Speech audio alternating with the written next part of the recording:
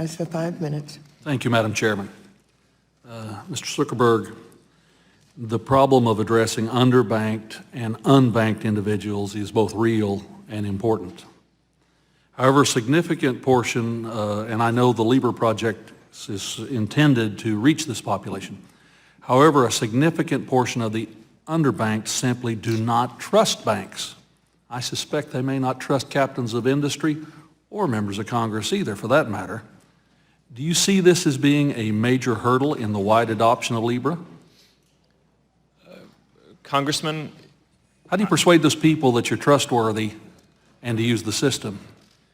Congressman, we've certainly had a lot of issues over the last few years, but I think it's worth remembering that every day billions of people come to our services because they trust that they can share content, messages, photos, comments with the people they care about, and more than 100 billion times a day people do that. They share something with a set of people because they know that that content is just going to reach the people that they want it to. So I think that if we're able to move forward with this project, there may be some people who don't want to use it because they don't trust us or don't like us, and that's one of the values of having an independent association where there will be other competitor wallets and other approaches too.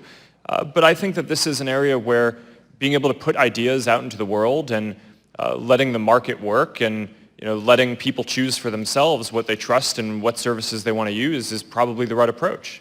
I just suggest that it will take a lot of energy and effort to reach that group, the underbanked, the unbanked, and it's real and it's growing more substantially. But let's shift focus for just a moment. I also serve along with Congressman Posey on the Science, Space, and Technology Committee, and those of us who've worked on that committee know, as all of us do, that the digital images can be altered to make it nearly impossible to distinguish between what is real and what is not. Facebook recently launched the Deep Fake Detection Challenge in collaboration with Microsoft and others to address this problem. Now, this seems like a step in the right direction on behalf of the technology companies involved.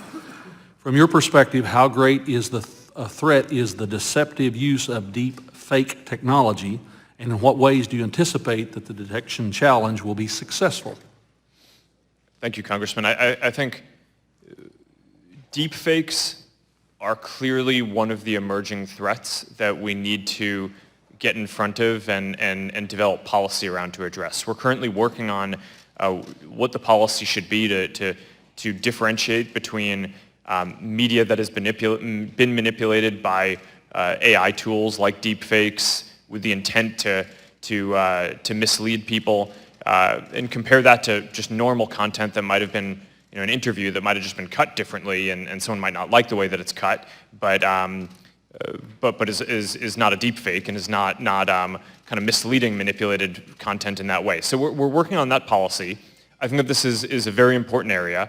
The deep fake challenge to technically figure out how to identify these things will certainly help inform the policy, and this is one of the areas that I do think is quite important going forward. One final question. Many experts have suggested that we need to educate the public on how to consume trusted information. Facebook recently announced an initiative to support projects on media literacy. Could you elaborate on these projects and what you see as Facebook's role, given your critical position within the industry? Yes, Congressman. This question may be premature to ask, although later in this week we actually have a big announcement coming up on launching a big initiative around news and journalism, where we're partnering with a lot of folks to build a new product that's supporting high-quality journalism.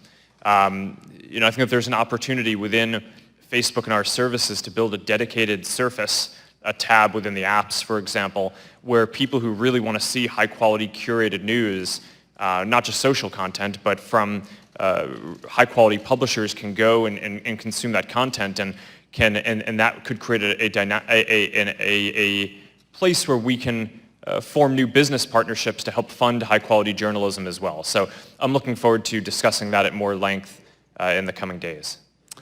You'll back the balance of my time, Madam Chair.